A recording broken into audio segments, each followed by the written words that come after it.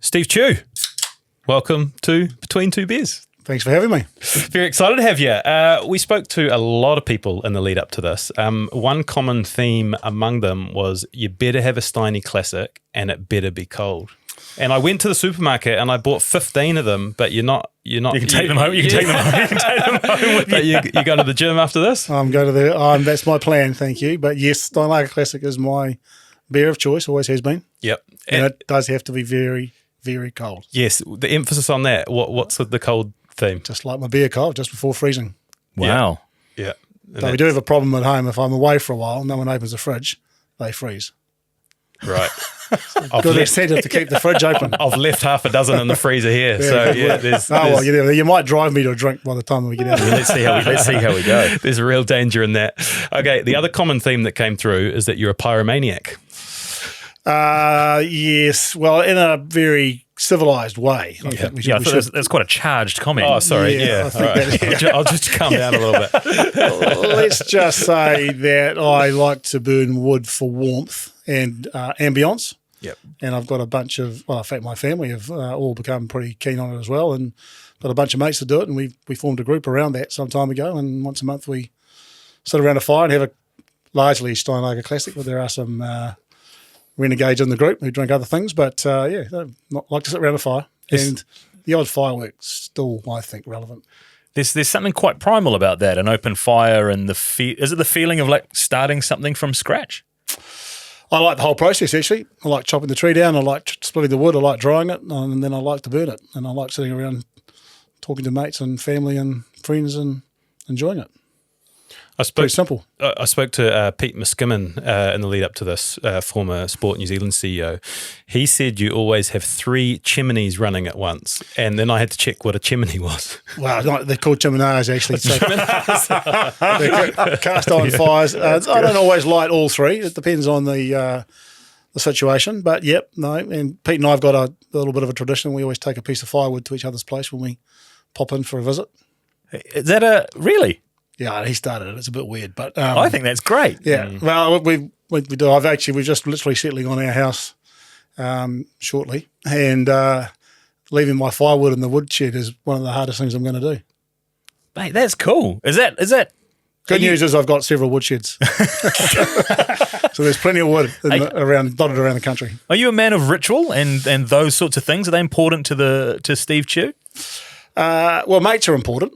And as I say, we formed a bunch of mates formed a group called Men of Action, get together once a month and we light a fire and we sit in a boat shed actually down in Sea Dune Beach and drink cold beer, and actually we give each other a bit of shit, but it's just part of relaxing, really. Is Men of Action the group that's going on a cricket tour to the UK soon? Men of Action is the genesis of that. Well, no, it's not so much the genesis, but there's a core group in that team. Yeah, Old Tablelands Cricket Club. You'll know that club well, I'm sure. Unbeaten this year. Two victories at the Basin, which is our secondary ground, because our home ground is Old Tablelands, which is Rob Morrison's house, where he's put a wicket down. And it's a beautiful spot. I know the team. There you go. Yeah, we've got a couple of young. Have you taken on Seddon Cricket Club yet this year? Not this year. No, we have played Seddon. Yeah. Yeah. I know exactly where you are. So it's kindred cricket. Yeah, that's one word they use for it. Yeah, I call it old man's crippled cricket, but we've injected some youth. I think that's so cool that a group that have maintained this friendship so long and you've got traditions and things, it's quite rare. Yeah, I think we celebrated our 15th birthday during COVID. Actually, we all sat around. It was a bit embarrassing because we sat at screens, and when you got up at the end of the night, there was only your empties behind. When you're in a bigger group, you can kind of hide, but not on your own. But it's been fantastic. The nice thing about that group is that we're all in the same neighbourhood. We're all starting to depart from there because we're moving to places where older people relax in life. But it's been a good part of relaxing and unwinding when you've got busy jobs, and a lot of us have had big jobs. Have you got a WhatsApp group running as well with a bit of chat on there? Well, there's one for Moa and there's about 300 for the cricket team. I give up. It's just constant dribble and WhatsApp. Whoever invented that bloody platform needs a lesson in fire lighting. Yeah, I love that. I love the WhatsApp chat. So we're really stoked to have you on. Thank you for coming in and sharing your life, what you're about to share with us. Normally, when we research a guest, we try to listen to everything that they've been on, but you haven't actually been on many podcasts at all. I think you've only done 2 that I saw, and the last one was about 4 years ago. Obviously, when you're at New Zealand Rugby, that was a deliberate choice, but are you more open now to sharing your story, or how do you feel about sort of what we're about to do? Well, I don't know what 2 I've done, actually, so you might have to remind me, but I've certainly done an awful lot of media, and I've done a few extended interviews that have been more than just news or current issues in the past, but not that many, no. In New Zealand Rugby, my view was it was about what we were doing, not the people that were doing it, and so I didn't need to be – I got enough airtime as it was just fronting the issues that needed to be fronted, so didn't need to be doing a whole lot of, this is Steve Tew's life. I was just one person in a team at that organisation. Are you the sort of person that does put others and others' achievements ahead of your own?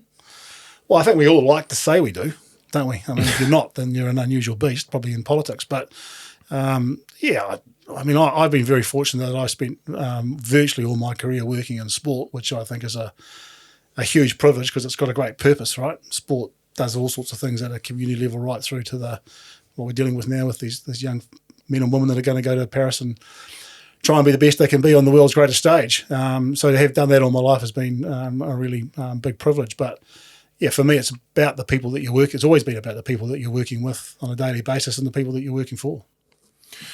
A lot of our former guests, well, they know you. We've, like I said at the start, a lot of people have given us little bits and pieces that we're going to bring up through the course of this episode. But I wanted to start with Raylene. Raylene Castle, who you've worked with for about 15 years. We asked her what Steve's like. I'm going to read you what she said. Some would say gruff and unapproachable. Some would say stubborn and dominant. The person the public think they know is very different to the person who I have been fortunate to work alongside for over 15 years. He never runs away from the fight if the fight is needed. He will make the hard decision when required, but his greatest skill is to understand people. People are always at the heart of his decision-making. He grows, empowers, supports, and believes in his team. He has their backs. He will take the time to get to know people, understand what makes them tick. He asks about their families and is genuinely interested in the answer. That's why his team stay loyal to him. He has built relationships, networks, and is respected across the globe because he is authentic and genuine, with a whip-smart sense of humour, a love of a very cold Steinlager, usually more than one, and is a dangerous pyromaniac. Okay. I've learned a lot from him. He challenges and supports me, even when we're sitting on opposite sides of the table, and I feel very lucky to call him my friend and colleague. I thought nice words from Raylene, but the question at the end of that is, what's it like getting into a challenging position with Raylene and going back and forth? Well, I mean, I first came across Raylene when she was running netball, and so we were kind of chief executive colleagues, and her and I, and initially David White actually at cricket used to spend a bit of time together because it was a nice little sort of safe network, if you like. To every so often we get together, have dinner, or get on the phone if we needed to talk about our boards or our constituents or the media or whatever it was that was troubling us at the time. So yeah, that's how that relationship started. I've really only been across the table with Raylene when she was at Australian Rugby, and that's a kind of a unique situation because the chief executive of Australian Rugby and South African Rugby, Argentina, whoever it might have been, particularly inside SANZAAR, they were competitors but also colleagues. We were working to run competitions together. We were working to grow the game in this part of the world. We tended to work together to try and make change that the Northern Hemisphere was reluctant to make. But then once a week we'd be playing one of them in a game that each other's countries wanted to win desperately. I gave Raylene some counsel about going to Australia at all in the first instance because I've got a view of working in that country. Did you tell her not to? Well, funnily enough, she was about to accept a job working for New Zealand Rugby at the time she got the Bulldogs role. So I was very gruff when I got told that. I think I was very pissed off with her, but pleased for her because she had obviously a long-standing love for rugby league. It's in her blood, and I know she doesn't like to be seen as a trailblazer, just someone that goes and does a job, but she did blaze a trail, definitely in that sport. And she took a courageous decision to take on Australian Rugby, which she loves a challenge. And she got that in spades in that job. It's incredible from the outside how similar the messaging we've got from both of you is. that you seem like these quite sort of intense and powerful and strong people, and you are, but you're actually gentler and you really take care of the people inside the tent. Is that accurate? Well, other people can judge me, but look, at the end of the day, it's always about the people, right? I mean, people always come back to hey tangata, and you can be a bit sort of cheap about that if you're not careful. But if you are genuinely interested in the people around you, then you'll be genuinely interested in them, and that's the difference. When Raylene asked me to come into the high performance sport environment, there was some issues inside that organisation around people call it culture, but at the end of the day, culture is the behaviour that we all bring to our daily environment. So we create the culture ourselves.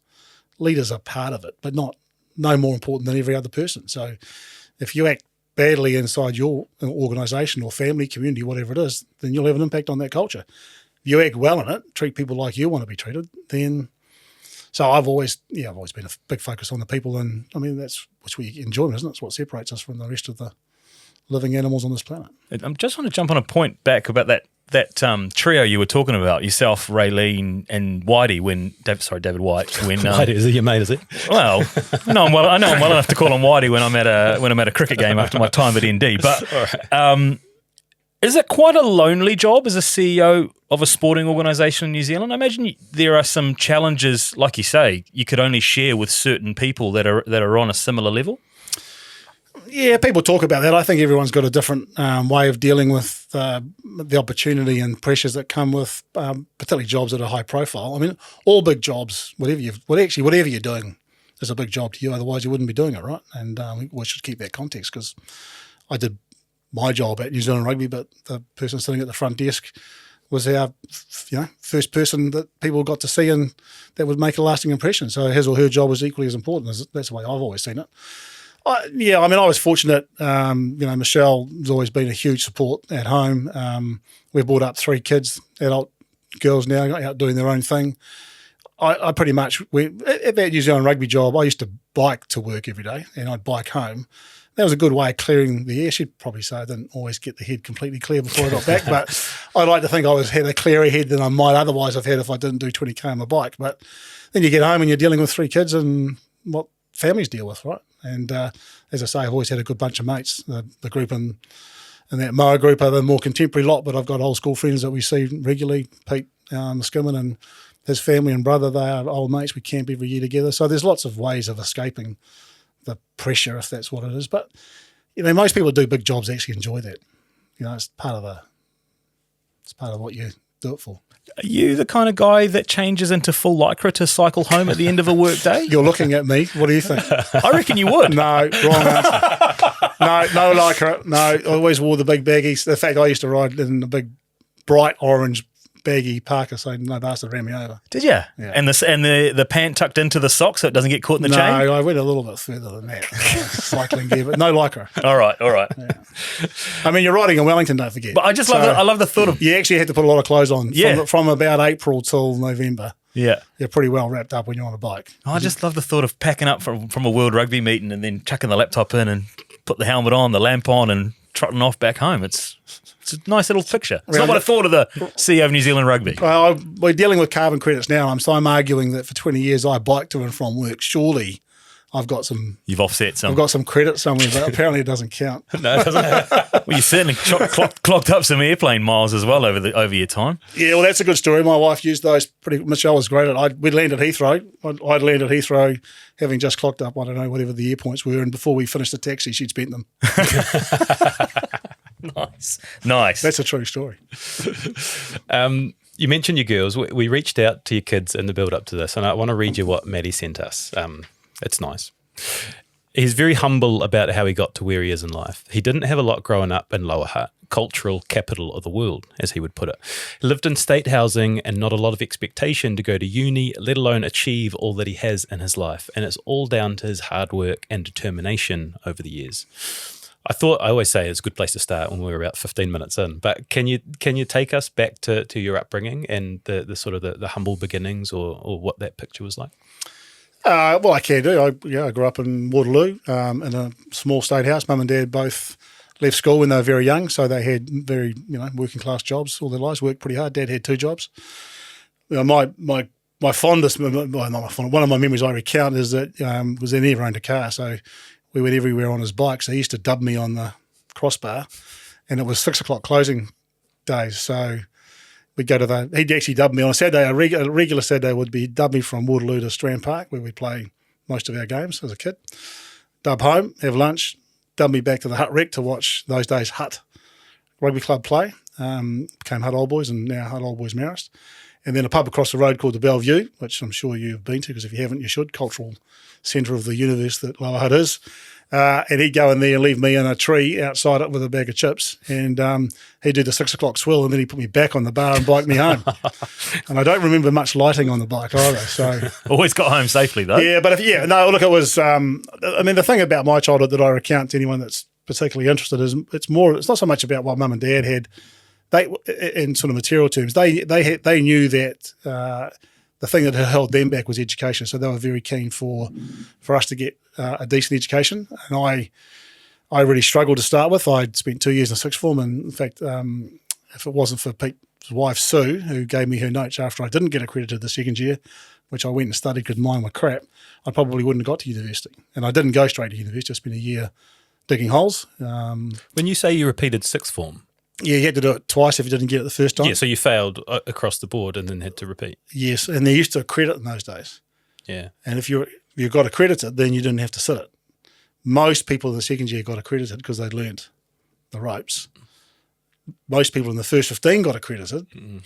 Both those things, for some reason, didn't apply to me. I was anyway, I thought I was going to get accredited, and basically I crapped myself that day because I could see all the potential opportunities that I might choose to take would disappear straight away. So I actually did literally get Sue's notes, and I went to the library for 10 days and memorised everything, and then got it sitting the second time. By not a huge amount, to be fair. But so I always thank Sue when I see her, which is often. But elected not to go to university straight away? No, didn't go to university. I was actually thinking about being a cop for a while, and certainly learnt that digging holes wasn't going to be the future for me, although I worked for a small contracting guy, Matt Reddington. He was a good human, taught me a lot about work ethic, as my dad and mum had. But, and I had a cousin, actually, and he convinced me, he sort of gave me the confidence to, in those days you used to have to get through this big, thick book like this, which was the prospectus. And that's how bad it was. I couldn't even work out where you'd start. So he mapped out a course. I did a geography and sociology degree, which was going to be incredibly useful, but got me into university, taught me how to learn, basically, and life went from there, I guess. Where was rugby at this point of your life? Well, Dad introduced me to rugby when I was 4, I think, or 5. Played for Hutt in the old red and white hoops as a kid, and then they became Hutt Old Boys. And I played for their senior team for 3 years as quite a young guy, and we were stuck in Senior B, when we couldn't get out of Senior Second Rugby, and I wanted to have a crack at Senior First, but then I was living in town, so I used to bike from Karori to Lower Hutt for training and back again, which wasn't ideal for a prop because I was losing condition more quickly than I could put it on at the Barrett's Hotel. So we, in the end, I changed to varsity, but both those clubs gave me opportunities to be a captain, which were kind of ahead of, I think, my age or probably my ability as a player, but they gave me the confidence to learn a bit about leadership and people. Yeah. Is it true you played rugby league for New Zealand universities? Yeah, just for one brief. Not actually, probably 2 seasons. I played in the winter tournament in 1981, which I ran as a part of my master's degree. How good was winter tourney? Yeah, well, in those days they were a bit different than now. Some of the sports that we. I think there'll be a lot of listeners that will. Yeah, well, those people that went fondly. to 1981 and were part of the hide and seek brigade, I'd like to talk to you. Still cleaning up the mess of that lot. But yeah, no, it was fun. That was a big learning thing for me. I ran that tournament with another guy, Steve Tew, who went on to work for the World Bank, bright boy, taught me a huge amount about project management and again managing people, and helped me get my masters across the line. And then the organisation that ran that tournament were about to employ their first person, and after a process, I was appointed it. So then I worked for them for 5 years and went to another 15 tournaments. So it was a tough job. Yeah, it's fond memories of uni games. I think I might have been the last generation to really enjoy it. Yeah, it's a shame. It was a real mix because the winter tournament in particular, you had some very serious sports. They were picking teams, including rugby league sides, to go and tour internally or internationally. And the University Sports Union that that existed then, which I became the general secretary of, used to fund those out of a student levy. So it was a good model, but it didn't last. Where did you sit in the boat race when you were eyeing up Massey Palmy or Waikato? Were you an anchor or were you starting it off? Well, I had a beard that's a bit bigger than yours, actually, so it was quite handy because you could get rid of about 10%, no one noticed. Sponge. Yeah, no. I reckon you could have hidden a bit in that moustache that you were running for a little while as well. I stayed away from the jug. Yeah. That was a bit big for my swallowing ability, but we used to go all right with boat races. I love unpacking like the backstory of someone who, CEO of New Zealand Rugby, one of the biggest jobs in the country, and that you repeated sixth form. You weren't a success in school. Did you think of yourself as a clever kid despite that setback? Did you have confidence in you? No, that was part of the problem. I didn't think I was clever. I particularly struggled with maths and science, and so that was I never got university entrance maths or school cert, which when you think about being a chief executive of an organisation that turns over hundreds of millions of dollars, that's a bit scary. But I always had, you go into my CV, you'll always find a very good financial officer or a chief financial officer. He tangata, you surround yourself with good people. Exactly. So I never pretended that I was any good at things I wasn't any good at. But in the end, school's a bit daunting. It was a big school, Harvey High, because it wasn't a bad school. But even in 1971 to 5, when I was there, it was 1,400 kids. So it was a big school. It had a real mix. There was serviced Eastbourne, serviced parts of Lower Hutt, Woburn and Co. Big houses, and then it serviced our area, state housing, and it serviced the area around Whaiwhatu Marae, Te Atawa. And so we had a real mix of people at that school. And just across the bridge there was Hutt Valley Memorial Tech in those days, where a number of the last Prime Minister went to. Were you able to mix and mingle with that broad base of kids at school? Oh, a little bit. Sport did that. Rugby, cricket, to a degree. That's how I met Sue. She was an Eastbourne girl. Pete and his brother Brent lived up on the hill in Belmont. So he had people from right up the top of the Belmont Hills down to state houses in Lower Hutt, right out to Eastbourne. So, and Wainui Mata, actually. So when you did your postgrad in sport management, I'd heard your thesis was on sporting contact with South Africa. And you were one of these guys, from what I understand, out the front of the march and the protests in 81. We're told that you will wear your anti-tour badge at the Petone Rugby Club as well. Take us back to that time. What was the response when you did that? Yeah, well, I wrote that thesis because I could understand what I was writing. Again, quite daunting writing a bloody big document like that, starting from scratch. 81 was a troubling year for everyone. I wasn't a front-line protester because I was playing senior footy. So when most people were protesting, we were playing. Actually, protested a couple of times midweek in Wellington, and then we protested on the day of the test in Wellington because club rugby was not on. And in fact, I remember distinctly we went into the changing sheds after our game, the day of that match in Hamilton against Waikato when the game was called off. And this cousin that had helped me get ready, Paul, for university, he was a foundation member of Heart, and he was on the paddock that day. He got onto the ground. So the way I thought our team kind of summed it up, there was about a third of us that went, "Oh, that's great. So we're going to get some cut through here because this tour shouldn't be happening." There was a third who went, "Oh, you guys are wrong. It's sport. Leave it alone." And then there was the other third that wished we just didn't have to deal with it. And it kind of probably reflected New Zealand university rugby team, so a bit more left views than you would get if we'd gone to Petone, where later on the tour, and I'd played with and against a lot of those guys in the Hut. They wouldn't serve us with the badge on, which was a bit disappointing. And as I'd gone in, because they had a lot of trophies in their cabinets, and they were all taken out. I said to one of the guys, "Where's all your stuff?" We got rid of it because we know one of you bastards is going to burn us down at some point. It's like, probably not me, even though I do like a fire. It is contained in the chimenea. It's hard, I think, for us who weren't around then to understand the depth of feeling that there was around rugby at that time. And it's an incredible rise as someone to then eventually lead the game in the country. Look, it was a terrible time for New Zealand, but in a way, there's a lot of people reflect on it, historians, there's a lot of growing up done, I think, sort of socially and politically during that time.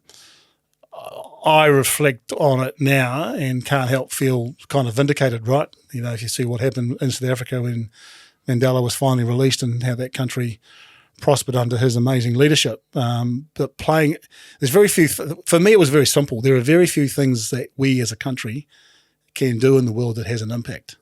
But not playing rugby against the Afrikaan made a difference. Put aside the fact that mates didn't get to go to Olympic and Commonwealth Games because of those decisions. But if you want to have an impact on the world, in my lifetime, Norman Kirk and David Longy did good things as prime ministers around nuclear free and trying to stop a tour of a rugby team picked on race. I thought was the right thing to do, and I think we were vindicated. But I also understood why some people thought sport was above that and should just be left to get on and do its own thing. We could see that, and some of my best mates were going to the games and pretty angry that we were trying to stop them. Such strong opinions and strength of conviction in a young man to wear the anti-tour badge in Petone Rugby Club. Where did that come from? Like, have you inherited that from your parents, that I'm going to stand up for what's right? No, I think Dad was keen to go to the game. My brother told me if I got his way, he'd kill me. So it was a bad time for my mum. Strength and convictions, I'm not sure really. Yeah, Dad was a pretty staunch Labour Party supporter, very working class approach to life. It's hard. I don't kind of think it was a really easy decision. I mean, wearing the badge under the club probably was more of a, stick it up the moment rather than anything else. But it was an easy decision to make a stand, I thought, at that time. I didn't get caught up in the violence that erupted in the last week or two of that tour, because that was unfortunate. I think the anti-tour movement got overtaken by other forces, and the police didn't cover themselves in glory at that time either. But it was a difficult period to get that right. I played rugby with Alan Hewson, so never saw his kick until years later. Fast forwarding a little bit in the journey, so you travel overseas for 3 years. Does that rugby kind of help that sense of identity as a young man overseas? Yeah, a little bit. Yeah, Michelle and I had a wonderful time. We worked in Switzerland for a winter, worked in London for brief stints. We worked summers actually, and then travelled in winters. And we did a pretty early days backpacking trip through Central Africa, which was a real growth moment. I don't know. For me, I think I'm a really proud New Zealander. I think we've got a lot to be really proud about as a country. We've got some things we could do better for sure. And we've got some social issues which are now getting to be intergenerational, which are they're not things to be so proud about, and they're quite hard to fix, actually. It's easy to be critical. Not so good to come up with solutions. But as a nation, we punch well above our weight in a variety of things. We've taken stands, I think, in big issues in the past, which, as I mentioned before, which have been important. And in a sporting context, we just are very, very good at what we do, and we're very good at the way we do it. And I still get that. I think one of the things that I reflect most on around my time at rugby, and I've heard it again in this high performance role, is that our people, win or lose, are very gracious competitors, very competitive. No stone unturned, never give an inch on the paddock. But afterwards, win or lose, do it with grace, do it with compassion. And we've had some great moments where New Zealanders, I think, have stood up and done the right thing. We've got a great reputation. We don't have a history of drug cheating. We don't have a history of any real cheating per se. In fact, we've been wronged a couple of times by our cousins across the ditch, haven't we? So, travelling at that time helped that, but I probably got more of it actually as I had the opportunities that I got through rugby, through working in rugby. I'm going to cover 15 years of your life in one sentence here, okay? So out of school, 1 year digging holes, 5 years at FIT getting your degree, 5 years working for Unisport, 3 years travelling, then you get in the door at Canterbury Rugby. And ex-chairman Mike Eagle told me a yarn that you called him up telling him you were going to be the CEO. Is that accurate? Yeah, so you missed a little chapter because I came back from overseas and I worked at the Hillary Commission. So back now working for Sport New Zealand's full circle. All right, how many years there? We got back in 1990 and I went to Canterbury at the end of 95 just as the game went professional. So I actually got a call from Stuart Mitchell, who ended up being chairman of New Zealand Rugby for a little period of time. He's a headhunter in Christchurch, and he said, looking for a chief executive for Canterbury Rugby. He said, would you know anybody? And I gave him a couple of names, actually. And he rang me back some time later and said, no, none of that's worked out. Any other ideas? And I said, well, I think I've pretty much exhausted. And this is true, and anyone from Christchurch take this with a dose of salt because I've got a huge amount of respect. But he said, well, some people suggested that you might be interested. And I said, I hate you bastards, like the rest of New Zealand. So no. Anyway, he talked me into it, and I went down there and got the job. And then there's a guy, Donald Stewart, who was the chairman, and Donald was chief executive of Skellerup and quite visionary, quite modern, and he was doing things with Canterbury Rugby that no one else was doing, which was part of the appeal. So I resigned my job at the Hillary Commission with Peter Dale, and then got a call from Donald Stewart saying, I've got to concentrate on my job. I'm no longer the chairman. I said, okay, that's not so good. Who's the chairman? He said, I don't know, one of three people. I said, okay, any of those three people good or bad? He said, well, one's would be really good. The other two I'm not so sure about. I said, okay, well, I think you should consider my signatory on that contract as void until such time we could, because that's a major shift of situation. I wasn't, a young family, I had a good job. I wasn't hunting that particular role at the time. Anyway, he said, ring this guy up. So I rang Mike, and I warned you when I gave you his number, you need to warm him up, right? So I rang him up, Mike Eagle. I said, Steve Tew, I'm da-da-da-da. He said, which included saying I've just been appointed. He said, have you? I said, yeah, I have. And Donald Stewart suggested you might be the next chairman. Did he? I said, yeah, no, he did. Thought it'd be good for us to talk. Did you? And I literally went on for about 10 minutes. And I got very little out of him other than he was a man of few words. But as I think I told you when you were looking for people to talk to, Mike's one of the people I respect the most that I've worked with and trusted with my life. He's changed. That wasn't the Mike Eagle I spoke to. Got the wrong number. You know what happened? He became a granddad. Softened him. It softened him completely, yeah. Yeah, no, all his grandkids and his children call him Grumpy, so that's where he comes from. But Mike's one of those unsung heroes, right? He was chairman of Canterbury and the Crusaders right through that period that we went from last to setting up the sort of setup that's, I think, created at least part of the legacy. Other people have gone on and built on that and done an amazing job. But Mike was an important part of that, and he stepped into a role at New Zealand Rugby at a time of crisis, took over from Jock when he got sick and chaired the place. So he's won every trophy you can possibly win in rugby if you're a New Zealander as a chairman, and hardly gets mentioned by anybody, which is crazy. Had you had ambitions of aspiring to a leadership role within sport during your time at the Hillary Commission? Oh, yeah, I think I'd already applied for the New Zealand Rugby chief executive job twice by then, without being interviewed. Well, I was a rugby. I would love to have been an All Black. That was my, as an early ambition in life. It's never going to be a realistic one. But so to work in the game, to work in sport was where I landed by chance, really. But and to have a leadership role in the sport that I genuinely believe makes a difference to people's lives and helps create New Zealand what it is, and certainly a big part of our story overseas, is always something that I aspire to. So yeah, no naked ambition for that job. Yep. And you mentioned already Canterbury is a parochial place. You're a non-Cantabrian coming down to take a pretty high-profile role within the region. Did it take long for people to warm to you? Yep. Have they warmed to you? You'd have to ask them. I think in the end, that was I think Auckland and Otago might have had sort of general managers in place by then, but it was very early days for professional administrators.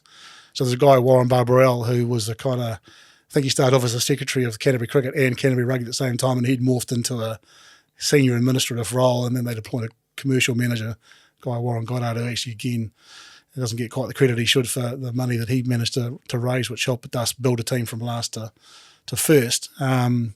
So, I think they had an emergency board meeting with the Life members within about 3 months of me being there, because we'd taken the lounge that they had built themselves and made it into a commercial hospitality area. So there was a bit of crisis. And then, of course, we came last and helped. Well, it was an interesting time, right? It's a transition from amateur rugby to professional rugby. Transition, yeah. And the game's still in that transition. I mean, rugby's still a relatively young professional sport if you look at it in the context of the world. And in that, we didn't know what we didn't know, and we made a lot of mistakes. And I think that I always reflect on the generation of players that we had. So that first group were, in our context, we had the Todd Blackaders and the Matt Sextons and Mark Hamlet's of the world, who'd actually had jobs before they became rugby players. There was a group who came in at that time, more the sort of Mertons and Marshalls of the world, that hadn't. So we had a real mix. The next lot, so they kind of dealt with it a little bit better because they were used to work and the realities of life. Then the next generation came straight into the game as professional rugby players, and they didn't have the same lessons.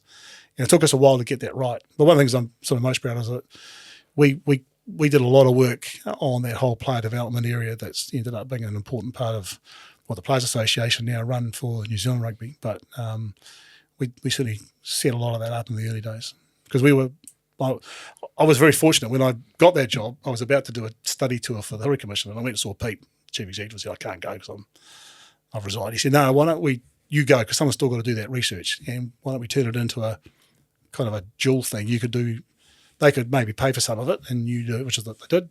You could go and visit some professional sport and get a bit of a head start, which is what I did, which was actually a huge leg up for me because it was it was a steep learning curve. Yeah, it wasn't a curve; it was it wall. Yeah, I wanted to know how you benchmarked, and for that study, where did you go? What was the closest to what we were doing here? Well, we weren't doing much here.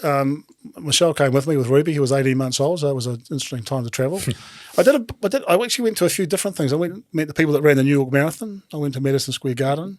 I went and saw the Toronto Blue Jays. I went to a couple of football clubs in the UK, went to a couple of rugby clubs in the UK. And then early days on Super Rugby, I went to South Africa when the team played there. We got 2 thrashings.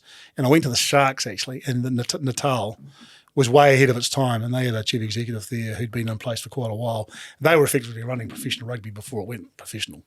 And they were very generous with their time and again, it came down. They just had good people in the right place. And I don't know if you're probably going to get to it, but when we came last, we had a moment in time where we could have beaten ourselves up, or we could have sat down and said, what are we going to do differently? And that's when we changed an awful lot. I went and saw Mike, actually, and because I went on that tour, and we got 2 thrashings, and we were on our way to being last at that stage. He said, what do you think? I said, I think we have to start from scratch. And we appointed new coaches, new manager, new everything, which was when Steve and Robbie and Wayne Smith and Peter Sloan and the likes came into the system.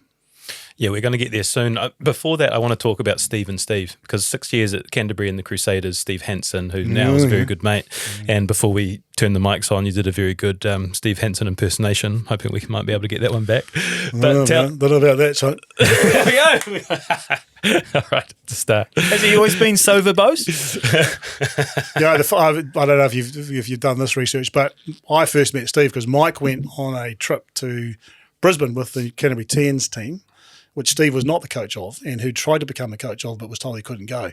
Mike came back and said, that bloody Hansen's on that tour, fully decked out, basically helping the coach the team. You better get him in and have a chat.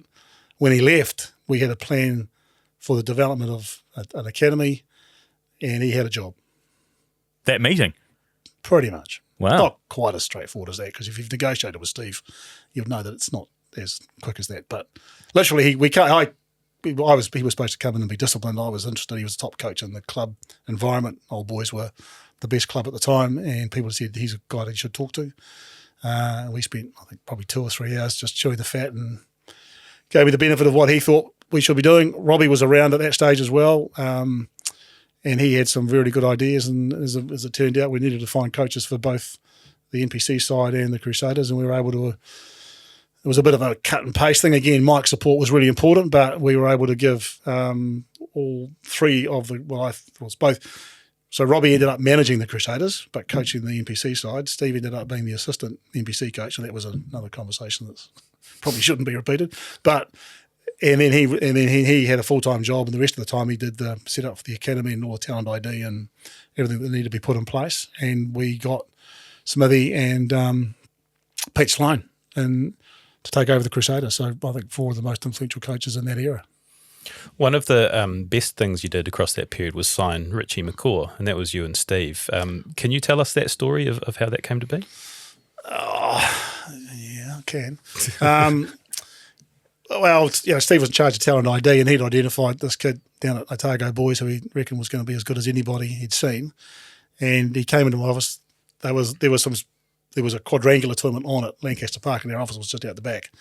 And he said, this kid McCaw. I said, Steve, because we had an agreement with Otago and the Highlanders that we wouldn't poach each other's players because we needed, if we're going to get players into the South Island, they had to come from somewhere else. No point beating the crap out of each other. So we had this agreement. I said, we can't do that. Swore away. He's back about 3 hours later. You know what's happened? I said, no. They've pinched, and I'm trying to remember the number. Who was the 7 we had that played for? Sam Harding. Sam Harding.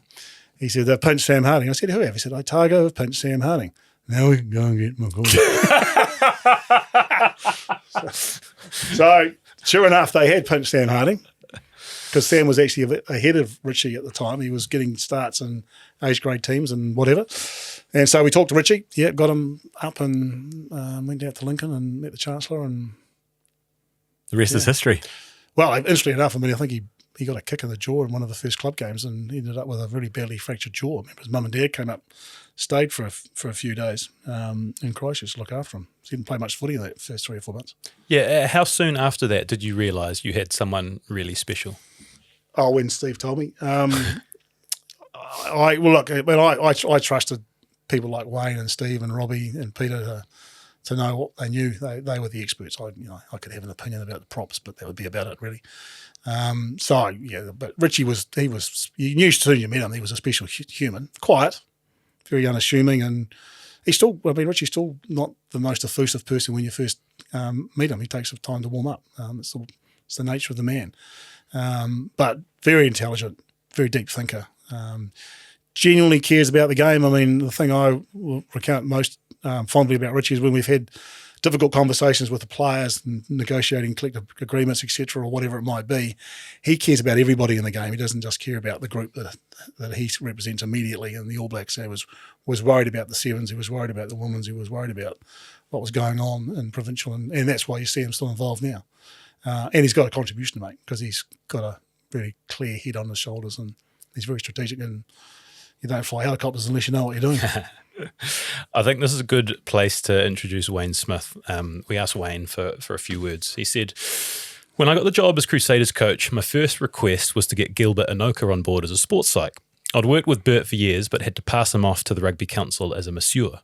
It was the 80s. Anyway, in 97, Chewy said, shit, that's a big ask to have a psychologist as part of the team. I don't know if the board will go for it.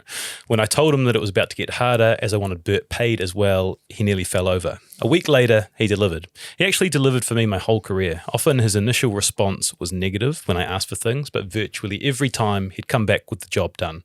Mind you, I was pretty weird for a rugby coach back in those days. I can't blame him. Can you tell us about Wayne and Gilbert?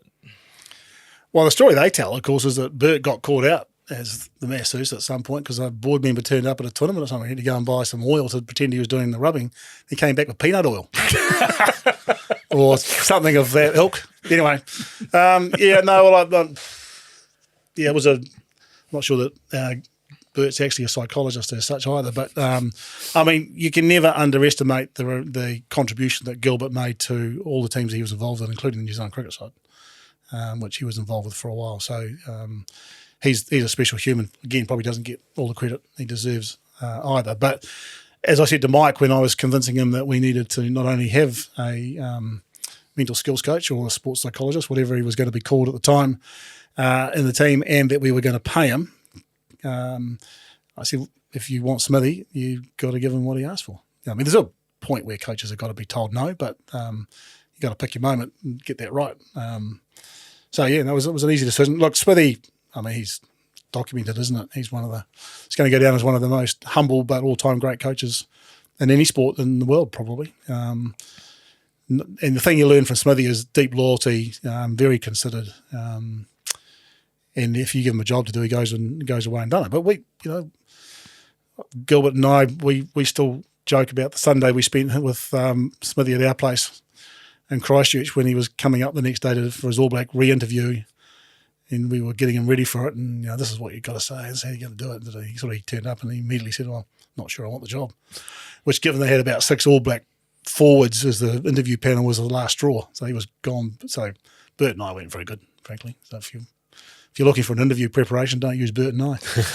But Smithy, always true to his true values, and the players have always loved him, and he's always had some. They've had some very innovative ideas. I blame I blame Smithy actually because he found the guy that was doing the video analysis early days, and because if we didn't have video analysis, we'd have saved an awful lot of money, and there'd be a lot less good defences. So the game would be more open. So I used to moot, why don't we all agree not to use video analysis? Let the game just go the way it used to.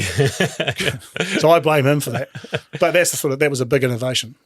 He did ask. He said, "Ask him about slippery nipples." What? Didn't say that one. Didn't say that one, but we can go that one first. Feel free. What happened to my innovation budget in 1998? I spent it on slippery nipples. Oh, okay. What a slippery nipple! Well, he used to have an innovation budget, which basically was he got. What he told you, he got whatever he wanted. So I don't know why he moans about his budget. It's a bit difficult. Steve and Robbie and I decided that we needed to have a signature drink, which if you haven't had a slippery nipple, you should try one. It's a very nice shot.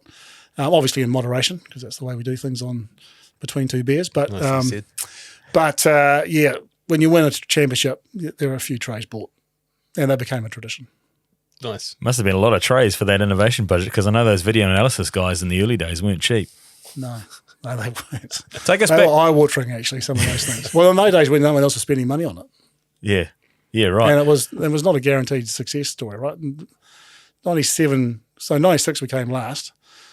96, I think we ended up finishing sixth. Could have made the playoffs, albeit for a poor result against the Blues at Pukekohe, when Robin Brooke might have taken Leon McDonald out illegally, and they scored a try while we couldn't get 15 back in the paddock, but I've forgotten that one. And then in 98, we were relishing, I don't know if Smithy mentioned it, but I think we had a bye and we organised a game against an invitation team called the North Bread 15, and we had lost the first 3 games, I think, or 4 or something, and we were losing to this invitation team at half time, and I'm thinking, holy shit, not again. Anyway, we had an amazing run, and Norm Berryman had that blazing game against the Sharks, I think, from memory, in the semi-final, and went up to Auckland and did the impossible. So I spoke to Mike about this, and he said one of his favourite memories is that final in Auckland. And he said you and him were in this sort of box by yourselves. DB box. And, I don't know if it was a winning try or a try to go ahead or what it was, but you guys were sort of falling all over each other and just like celebrating wildly, just you two alone in the box. It would have been the final whistle because we were both very reserved until the game was over. But, we did. It was a big week. Are you a reserved watcher in those big moments, in those championship moments? Well, I try to be. I mean, one of the amazing privileges of having these jobs, of course, is you end up sitting in the best seat in the house in some of the most iconic stadia in the world. I mean, Twickenham is an amazing place to watch rugby. And you've got to be respectful of what's around you, and you're probably friends with the people you're playing against. And in that particular occasion, we were guests of Brian Blake, who was the chief executive of DB. I think he sponsored both teams at that stage, if my memory serves me correctly. I don't think the CE was in with us. He was hosting the game. He would have been working. But yeah, I try and I used to listen to Sportsies and the referee, and had binoculars, and wasn't much company. So when we have guests that you're supposed to look after, like you asked John Key, he used to find it quite amusing because I wouldn't talk to him for the whole 80 minutes. People say, "How was John Key like?" Because he talks too much. Yeah. Did you in those transition years? Did you get involved with court sessions when they were still a thing in changing rooms with Richard Lowe and Todd Blackadder and those guys trying to get the fish heads? he looks at us like you guys know too much. Yeah, well, we won't talk about that, and I'll be talking to Mike Eagle. He gave us nothing other than those 3 names. No, look, in the early days, I think it's fair to say the game moved on from some traditions that probably weren't quite appropriate in reality, and certainly there were a couple of nights where it probably would have been better not to have been a fish head in the room, but that's okay. I don't think it did my relationship with the players any harm, but didn't do my health any good. That's where I was going with a roundabout way, is that how important when you are leader of an organisation to remain in contact with the playing group? You got to find a balance. You've got to be connected so you know what's going on, and you need to build trust, and that takes a long time to earn and a nanosecond to destroy, right? So, and players as you get older, they get younger, don't they? That's also the reality of it. But the guy was very fortunate. In Toddy we had an amazing leader, great human being. We're still good mates. I don't remind him too much that he might have vomited over me in that said court session, but that the ability to be able to go and talk to leaders in a team or in whatever environment you're in is really important. And as I say, Toddy and then Richie in the New Zealand setup was pretty important, and Rito not far behind. So, I think I was very fortunate. I look back at my time in rugby, and in that early days of the Crusaders, you had the likes of Toddy and Mertz and Marshall, some great iconic players, Razor even, dare I say it, because if I don't, he'll tell me. And then in that all-black environment, and Richie and Dan in particular, two of the greatest players of all time anywhere in the world, and a lot of other amazing leaders. You think about Kevin Mialamu and Maha. I've made some very good friends. Conrad, they're just great people, and very lucky to be involved with that there. Can I pause there? Because there's a phrase, we had Ali Williams sitting in that seat recently, and there's a turn of phrase which comes out a lot, which is, and you've done 3 variations of it, which is, they're a great human, they're a good human, or they're a special human. Is that the ultimate compliment that you can pay someone in your world? Well, I think the ultimate compliment any of us can pay anybody is trust and loyalty, right? So you can say whatever you like about folk, but it's how you act with them that's critical. So, Ali's another classic case, right? He was a very different character in that environment. But you watched that 2011 final, he was front and centre of helping Richie in particular get through it because Richie was in a bad way.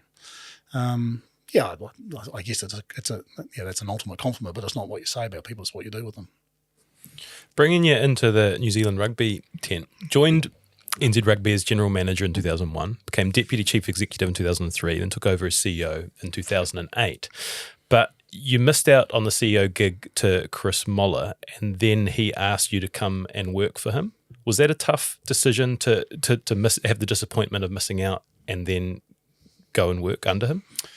Well, if you ask Michelle, the 48 hours after that decision was made were not pleasant ones to be around. I was pretty disappointed. We dug pretty deep as an organisation after the loss of the World Cup sub-hosting rights and the upset of a board being replaced and all that went with that. And I thought we'd done some pretty good things to get things right. But ultimately, people like Jock and Mike, who ended up being two very good friends, that group decided I wasn't quite ready and they gave Chris the role.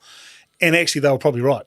Benefit of hindsight, who knows what would have happened otherwise. There was no control system to watch the alternative outcome. And Chris was fantastic. I mean, he made contact quite quickly, and I visited him, I think, on the Saturday or Sunday, and he said, I really like what I've seen inside that organisation over the last few months, and really be important for you to stay if you can, and what sort of job would you like to... He actually said to me, you can have whatever role you like. He said, everyone can report to you and you can report to me. I said, what the bloody hell are you going to do?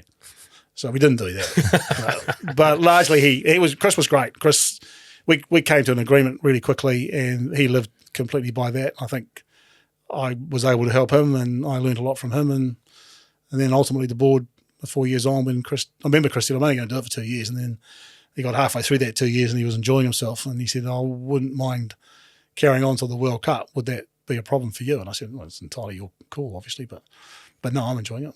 We've got a good relationship and I had a big job. So, was there any part of you that thought this is the end of me at New Zealand Rugby when you did miss out on the top job the first time around? No, not then.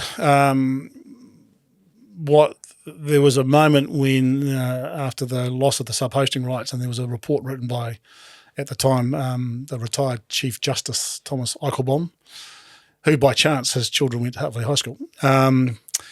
And when that report was written, we were all very nervous about what was going to come out of that, because everyone was being apportioned blame one way or the other.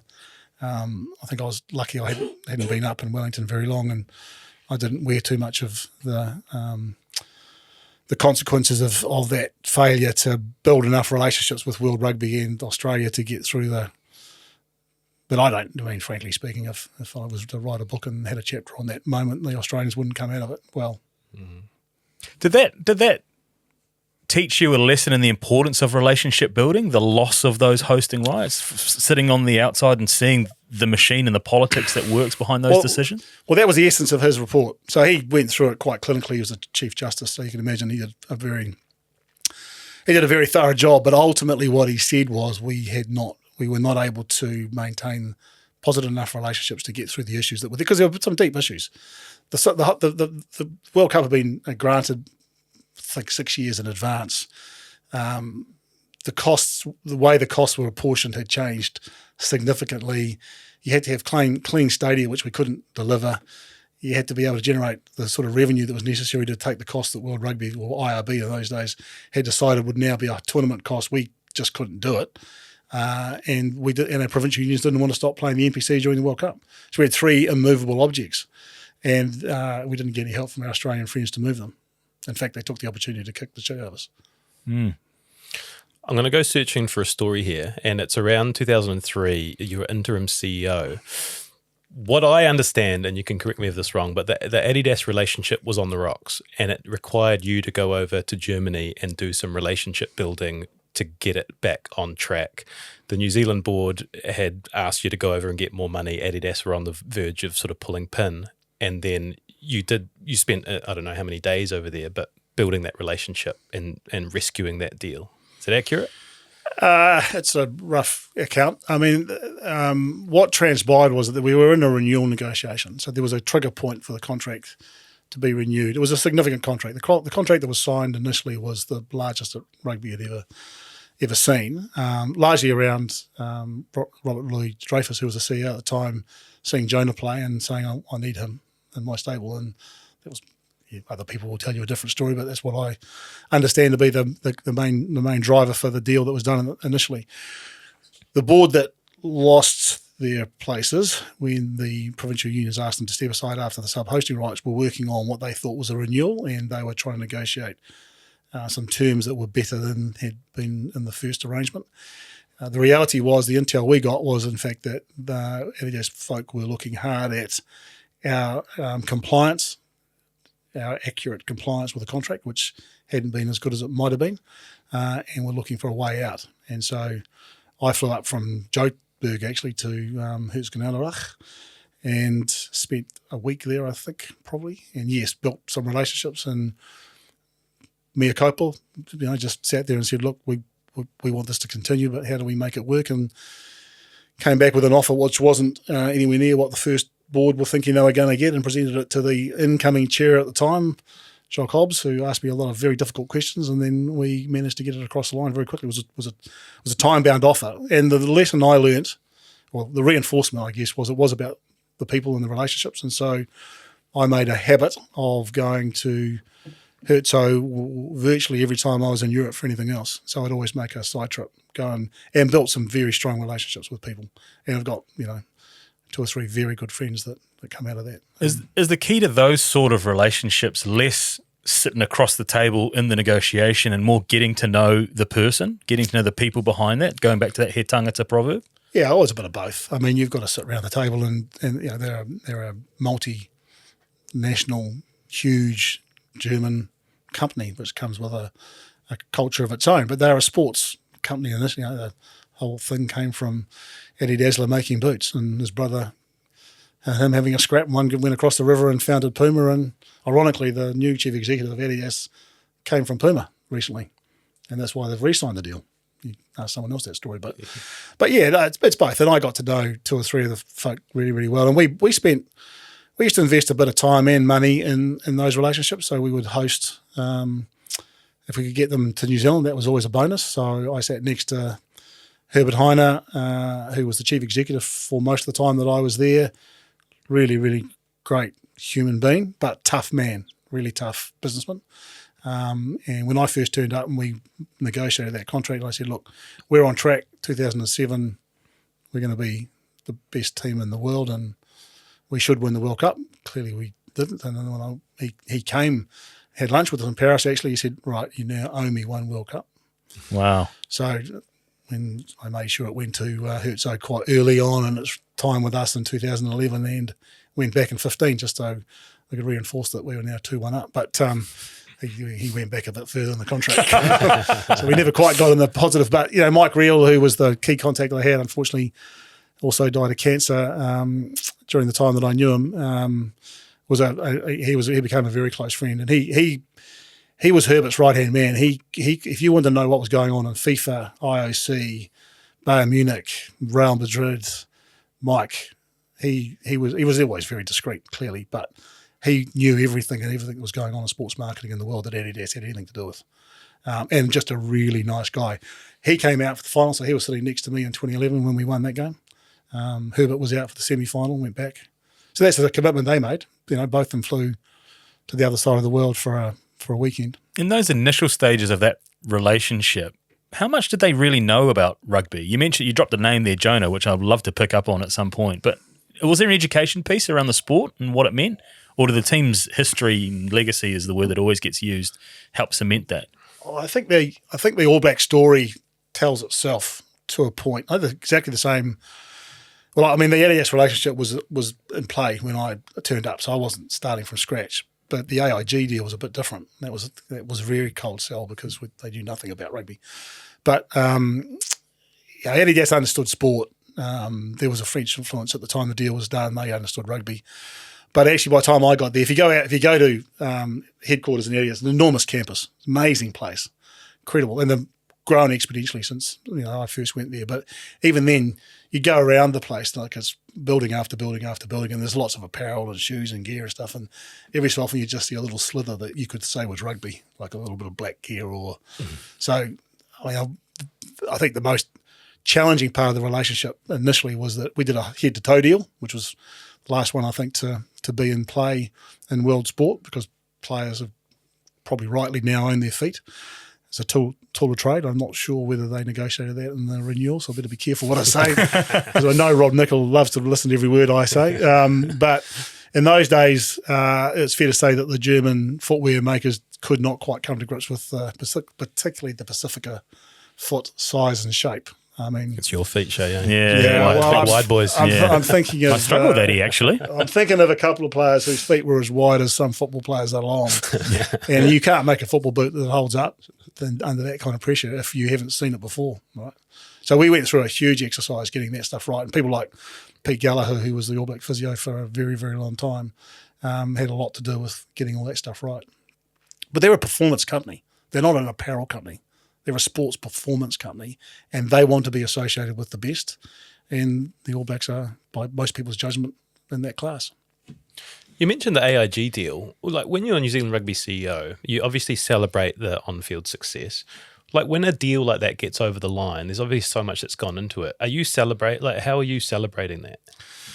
Oh, well, AIG was a big day, no doubt about that. The reality of those things is, of course, there's a moment when it's finally signed, but if you're not careful, you could celebrate a lot and then make it all turn to shit and you've put the champagne back in the bottle. Yeah. But, we made a real point in my time at New Zealand Rugby, we made a point of celebrating the moments that need to be celebrated. So it's more of a rugby story, but when we first brought the Bledisloe Cup back, and you can tell a jock story if you like. Please. But yeah, the players they've got a tradition, they fill it up, right? 48 cans of Classic. Sometimes they weaken and they put pure in it, but 48 cans it holds, and you can't drink out of it. It's impossible to hold it up without making a hell of a mess, and I've seen a few famous people try to do that. When I first came back to the office at the end of that first campaign, I said, well, the staff have got to drink out of it. We should celebrate. We're part of this. We can't pretend we're All Blacks because we're not, but we're part of the machine that helps the All Blacks get to the Bledisloe Cup in Sydney and win it. So we got it out and filled it up, and it is impossible to drink out of. And Jock turned up quite late one night in his pinstripe because he was a banker, and he was adamant that he'd be able to finish it off. Picked it up, and probably the best thing he did in terms of the staff getting to know him quickly, he learnt about gravity and liquid in a hurry, and so he didn't get much in his mouth. But anyway, 48 cans is a shitload of beer. Well, I tell you how it changed though. So we got to the point, and this is kind of, I'm not taking the mickey out of people, but we got to the point where some people didn't think it was a good idea that we should be drinking only alcohol out of that cup. So we got to the stage where, firstly, we started cleaning it so people weren't catching each other's germs, and then we would have two sessions, one with something non-alcoholic and then one with beer in it. There you go. Very inclusive. Yeah, very inclusive. You would have seen a lot of change over your time in rugby in that regard. Yes. And rightly so. Yeah. And rightly so. Totally. I mean, we all look back on some of the things we did in the past and we chuckle, but there are some things that we're not that proud about when you put today's lens on it, that's for sure. And the respect and responsibility review that happened in New Zealand Rugby, I don't know if that's coming up in your notes or not, but people often ask me what what are the things that you're most proud of that happened during that time? And it was an awful time. That was a really, really terrible time. I think getting through that process, having that review done, and then acting on it is the thing I'm most proud of. Yeah, we were building towards that. I guess the next point you referenced, 2007. Do you learn more from losing a World Cup than winning one? Well, if you need to learn that losing's not much fun, yes. The coaches certainly would say so. And we were pretty thorough after 2011. We got Don Tricker and Mike Heron in, and they did a pretty thorough job on, because we went into that World Cup having just beaten Australia and South Africa by record scores. We went in there having made some decisions around rehabilitating players during the off-season, which was a big decision. It's one of those things that I felt, Smithy said it before. You asked me something, I say no. When they first put that up, I said, you're joking, because we were going to be in breach of all sorts of commercial arrangements. Sky, John Fletcher get a mention because he was very supportive at the time. Adidas deal, everyone, all of a sudden you're taking the best players out of a competition for quite a long period of time. Because we had worked out that we could not get through the final 3 games of the World Cup unless you gave players a chance to rehabilitate and rebuild and be stronger. The trouble is we didn't get a chance to find out whether it worked because we didn't get past the first of those 3. That's the problem. Yeah. And it wasn't about anything other than we didn't play well enough on that day. Does that take a personal toll on you when you come home? Well, yeah, Michelle was on her way as we lost that game, so that was a moment. I decided to stay there because I was taking over as the chief executive, and there was a whole lot of meetings that needed to be attended, and I was going because Chris was finishing. So that was one of those days where do you go home and support the people at home, because it affects everybody in the office. When you win, we have a great time. When you lose, you forget about the people back at home if you're not careful. So I ummed and ahed about that. In the end, we decided that staying was the right thing to do. I'm still not sure if I got that decision right or not, but it's hard to tell, isn't it? But no, I walked into the press conference. I remember Wyn Gray, who you'll probably know. I sat down and he said, "So you're going to resign?" I said, "Well, I haven't started yet." So I don't start till January, so that's a tough question, Wyn. But I was seen as part of the support crew that architected that rest and rehabilitation program, and it arguably didn't work, but nor did another number of other things on that day. So, we shouldn't overlook it. When if you come back to did we learn? Yes, we did learn, and that review was still being read going into 2015. So we would go back to that review every so often and just remind ourselves. I remember we had a day where we got together a whole lot of different people, including the likes of Wayne Bennett and the guy that runs Main Freight, whose name I always forget. Don Braid? Don. No. Oh, yeah. Don and a whole lot of people like that, completely different walks of life.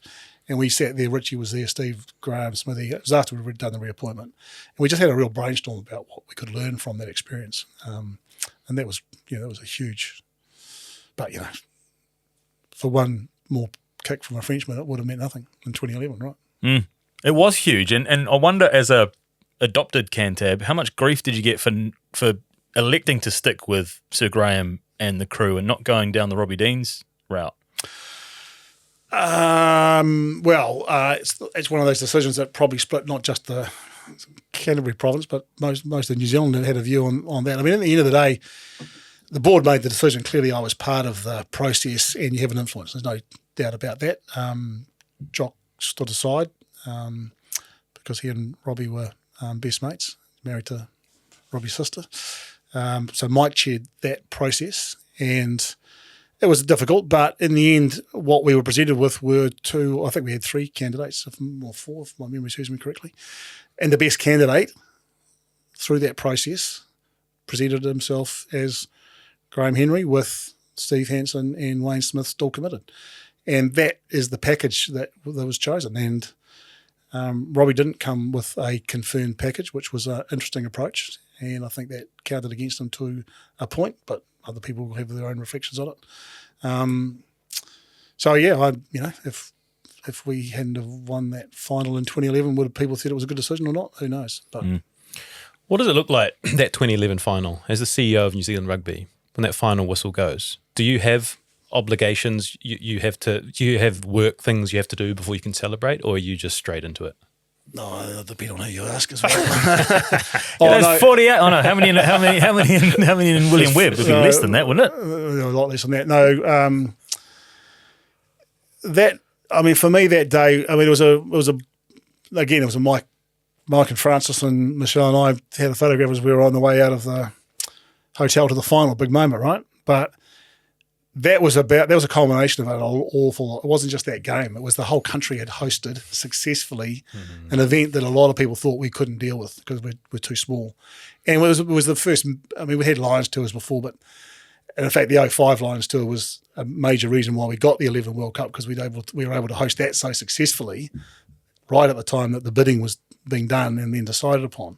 So we got to that final day, and I was just hugely proud of the whole country, actually. And then it's a hell of a game of rugby. You wouldn't want to sit through that 80 minutes. It was tough. Yeah, it was well, I've watched it a couple of times. It's a really tough game of footy. Richie played with an injury that most humans wouldn't walk with, and then got a pretty nasty scratch across his face, which is sometimes called something else, which pretty much took him out of the decisions in the last 5 or 10 minutes. If you watch that again, Andy Ellis, Ali, Andrew Hoare, Conrad, a few people stepped up and were making some pretty important decisions around that last 5 minutes in particular.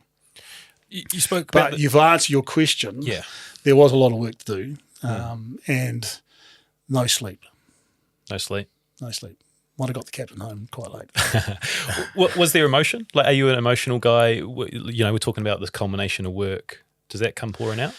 Yes, yeah. Well, we were very lucky because, as I say, it's a huge privilege, right? So the 3 kids were there. They initially didn't really understand what my job was. As I remember taking them to a game I'm kind of the boss of all of this. I took them to what is now Sky Stadium, at the time Westpac Stadium, and I think everyone was making a fuss about Tana, or they straight over their head, right? Yeah.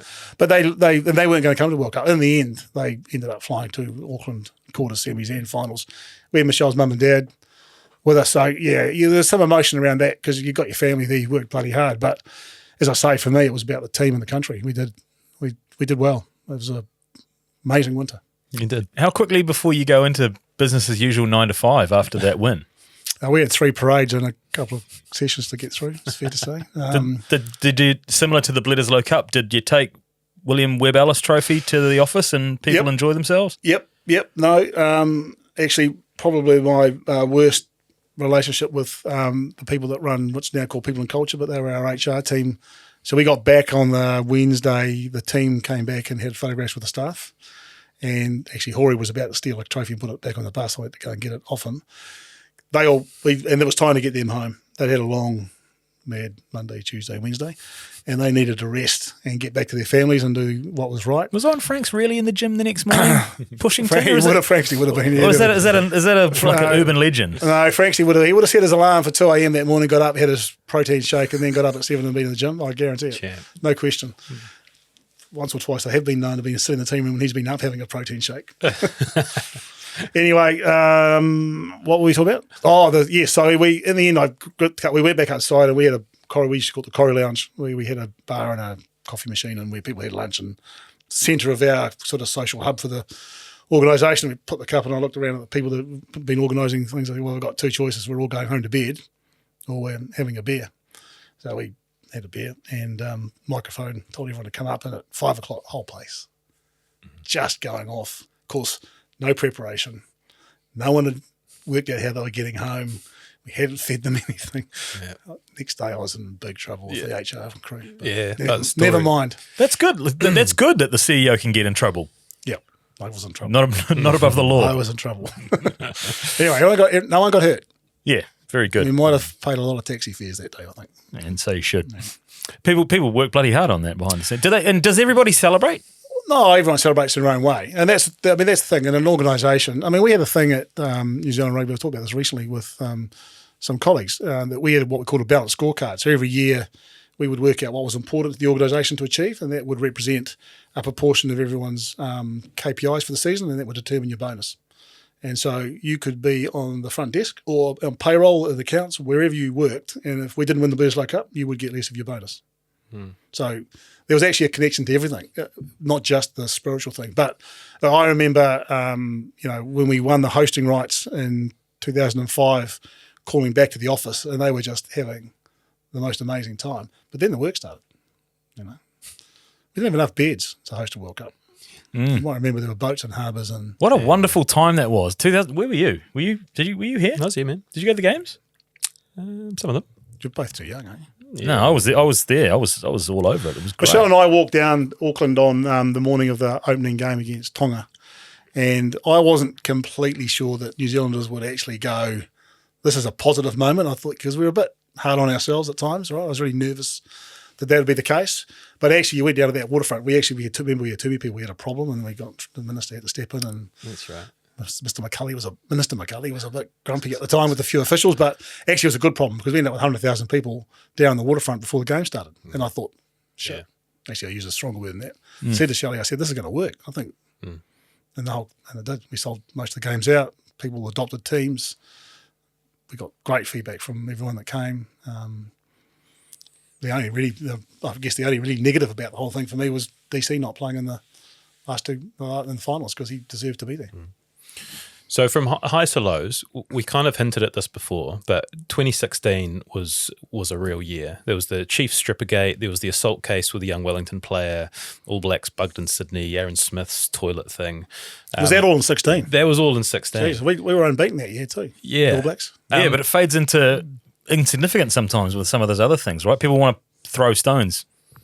Oh, we deserve stones at that stage. I mean, the young fella who got charged with assault when he was at school was another story, which I prefer not probably to go into because I've got some views about that. But ultimately, the culture of the game was exposed by the Chiefs. They weren't the problem; they were just the catalyst for the conversation.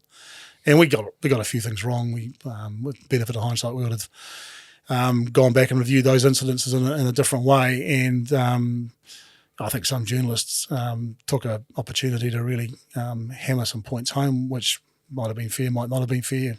It's a matter of judgment. But ultimately, we took a deep breath and said, right, there's an opportunity here. We could learn, and we appointed a group. Catherine Beck, who's now a judge, led that team, put some prominent New Zealanders on it, not all of whom understood the game or were going to be immediately sympathetic. We were going to ask tough questions. And they found some really good things going on in our game. It wasn't just about the professional game. It was about rugby from the community up. And they found, as you'd expect, some really good stuff came from our game. Not always well promoted and connected, but also some things that are not so good. Because in the end, rugby reflects New Zealand. And I know people look at me when I say that and think that's a cop-out, but it's not, actually. Rugby is just a microcosm of the country and a big microcosm, and it reflects New Zealand. So if you go to a club in central Auckland, which is largely Pacifica and Māori, it would be very different than going to a rural club in central Otago or Canterbury. And the attitudes of the people, what they believe in, how they act, how they treat each other, will also be different. That's just a reality of New Zealand. That stuff in 2016, it was a catalyst for change, but it also, everything just piles up and ends on your door, right? Like, do you remember that being a particularly hard year personally? It was tough. I was probably quite hard on Michelle and the kids at that stage because the girls were getting a bit older and understood what was going on.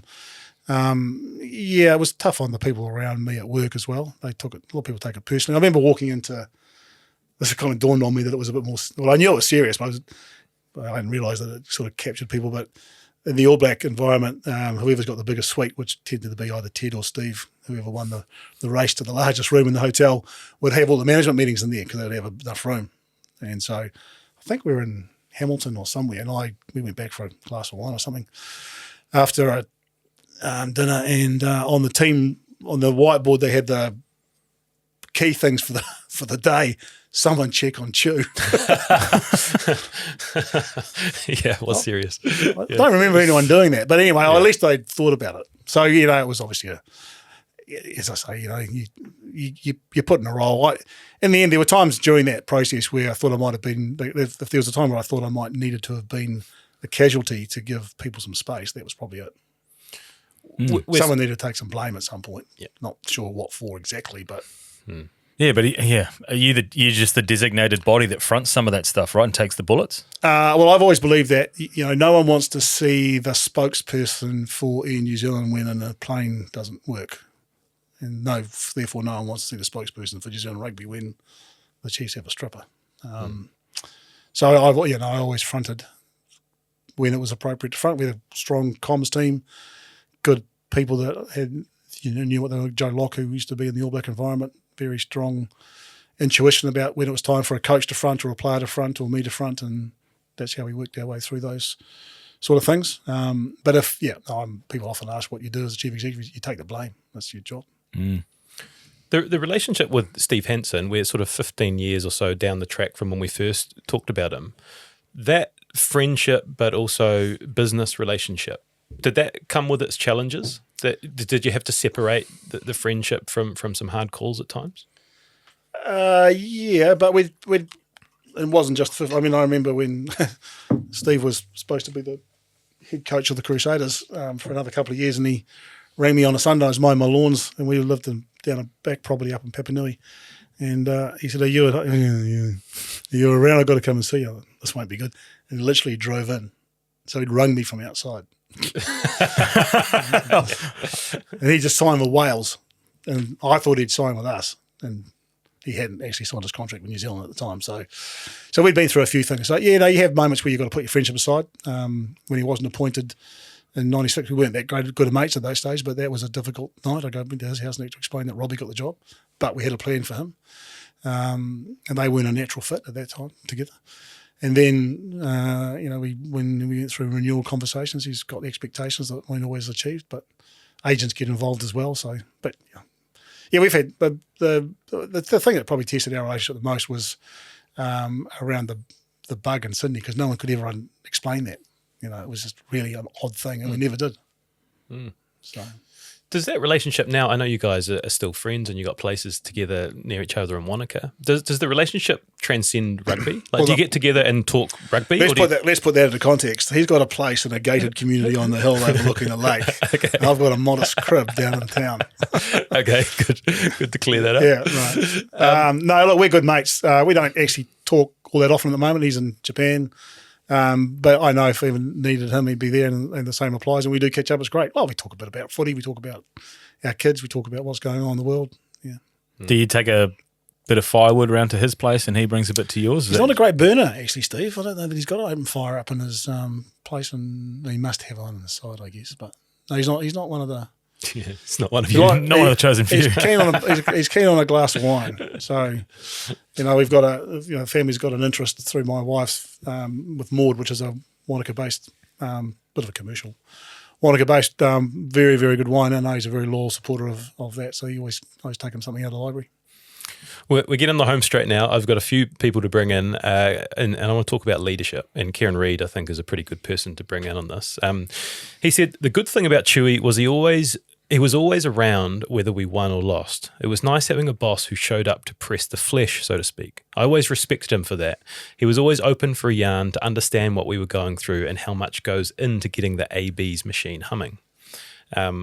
Which, one of our great leaders saying that about you is pretty cool. But I guess the question about that is where did you learn leadership from? Like, did you have mentors, coming up through the ladders and the chain that you learned from, or did you just pick it up? Well, it's an interesting academic discussion, isn't it? Is leadership inherent, or do you learn it? I mean, Richie, Rito, are they naturally born leaders, or do they grow into it? If you look at Toddy, who I think is one of the great captains, you wouldn't have called him a natural leader when I first met him. He hardly say boo to a butterfly. So I think a lot of people grow into it, and that would be the category I'd put myself into.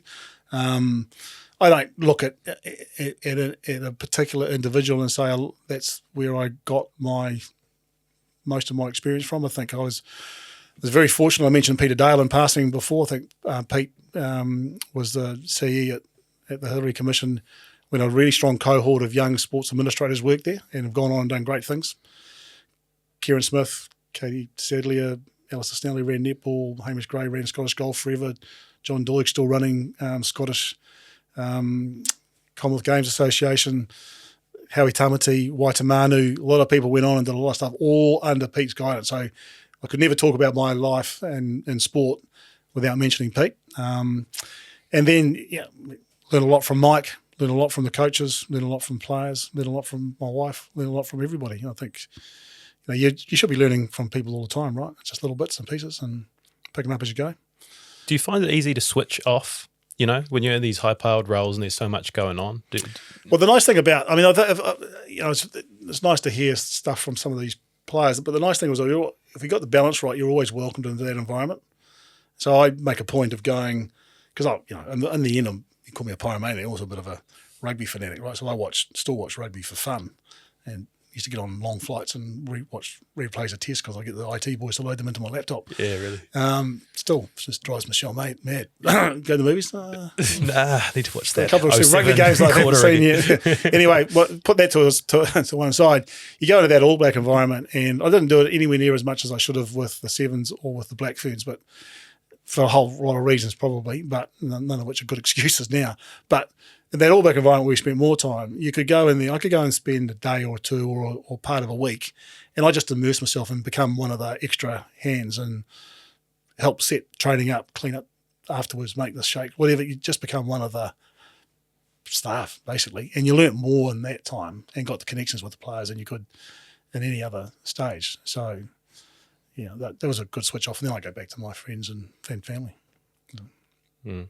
No shortage of advice on rugby in my mower group, fair to say. But Yeah. It's an interesting filter when your mate is running the game in the country. Is that a good way to tune into what the everyday person is thinking about the sport by having those connections outside of the game? Oh, they'd all like to think I should say yes to that question. But look, you can't go anywhere in New Zealand if people know you're involved in the game without getting something. I mean, most taxi drivers, there are a couple of corporate cab drivers that I used to avoid after a while. Look, the great thing about the game, isn't it? Everyone's got an interest in it. Otherwise, you wouldn't have the game we've got. So people get annoyed by the media attention and say, well, the day we don't get it, start to worry. Because that's the moment you lose people. So, no, I mean, in that group, I talk about the mower community and the friends we have and all sorts of lots of people have got big jobs. Lots of people have got pressure. Lots of people. Bringing up kids is not straightforward either, just as an observation. So everyone's got a big job, actually. All right, the last one I want to bring in, and it's really cool. I don't know, I'm having a moment just reflecting on all these voices we've brought in. They have been on the podcast, so we've heard their stories and for them to reflect on you. And I think like what you mentioned before, it is cool for you to hear these things. So Megan Compain is the last one. She said, there was never any question where you stood with Chewy. He could give you a verbal smack for something you didn't necessarily like in a way that you always learned and became better from. Then just as quickly, he'd put his arm around you and tell you how much he valued your hard work. I've also never met anyone with a constitution that would rival Steve Tew. He'd be on point all night, hosting key stakeholders, supporting his team, celebrating wins, commiserating losses until the wee hours of the morning, and then be up at 6:30 a.m. in the gym and on the bike before his full day schedule of meetings with corporate CEOs, World Rugby, Player Association bosses and more. Steve made you want to go that extra mile for the organisation. He built a culture around he tangata that he truly embodied and lived every day. I think all of these words have painted a pretty cool picture. I did want to touch on the decision to stand down, to stop. Like, how did you know that it was time to walk away? Well, Michelle and I talked about in 2010 and 11, if we got across the line and won a World Cup, that would be a good moment to finish, but I wasn't convinced about that. I mean, mate, yeah. We intuitively, I think there's a period where you can be at your best, and then ultimately organisations need to refresh. And Brent Impey, who was the chair at the time, also a good mate, he and I had some pretty honest conversations leading into that World Cup cycle and when would be a good time to go, and you line up some of the big commercial deals. So broadcast deal was done, AIG had been done, NDS had been renewed. You know, there's a period where there's a logical moment to go. We'd worked hard at ensuring that there was some potential succession in place, not guaranteed because it's a board decision, but we'd split up the chair's role because in the old days the chair used to do World Rugby and Sansa. In fact, two members of the board used to do all this until you had a professional CEO, and that was a moment in time which caused a bit of grief because everyone thought it was their right to have those experiences, but you really needed the chief executive there. Brent and in fact, both Mike and Jock did this as well with other people, decided to share the workload, so we had more people getting that experience, more making those connections, and the workload was too big anyway for some, particularly largely volunteers. So we brought Robbo in the mix quite early on, so he was getting that experience as someone who might be a candidate. He obviously wasn't going to be guaranteed, or even that he would want the job. But we put some thought into making sure there was at least someone building that depth of experience, and I think it became obvious to all of us that it was time for them to have someone else at the helm and give someone else a turn. It's a big job to hold for a long time, not just in terms of your own well-being or energy, but also it'd be selfish to have it for too long, I think. It's a bit of an understatement, eh? It's a big job. It's one of the biggest jobs. Yeah, it's a big job if you look at the profile and how you're examined, but it's no bigger than an awful lot of big corporation jobs, or you're running Air New Zealand or Trade and Enterprise, or you've got your own company. I mean, if you've been running your own business in COVID and you're relying on customers being able to get out of their house, then that's big, right? And they're personal things. So, look, I think, the jobs I've had, we've been pretty fortunate that largely the revenue is secured, not completely, but it's not the hand-to-mouth everyday stuff that some people do. So we've got to be careful we keep things in context. And people don't, well, clearly safety is an issue in our game, but, if you're a surgeon or you've got people's lives in your hands every day, they're big jobs. Before we move to your current job, if you look back over your time at New Zealand Rugby, outside of the World Cup wins, and I think at one point we held everything, men's World Cup, women's World Cup, men's and women's rugby sevens, all simultaneously. But what are the highlights from a CEO's perspective off the pitch? Well, there were a couple of moments that on the pitch that we did. I think there were two periods where we held all 4 World Cups, which I thought was, when we first did it, we got the 2 Sevens World Cups in Moscow, and I thought, well, no one's ever going to repeat this. Well, either winning 2 Sevens World Cups at the same tournament, and at the time we hold the other 2. No one will ever do that again. And I made sure that people celebrated that. So a lot of people have got a photograph of that 4 World Cups in front of them.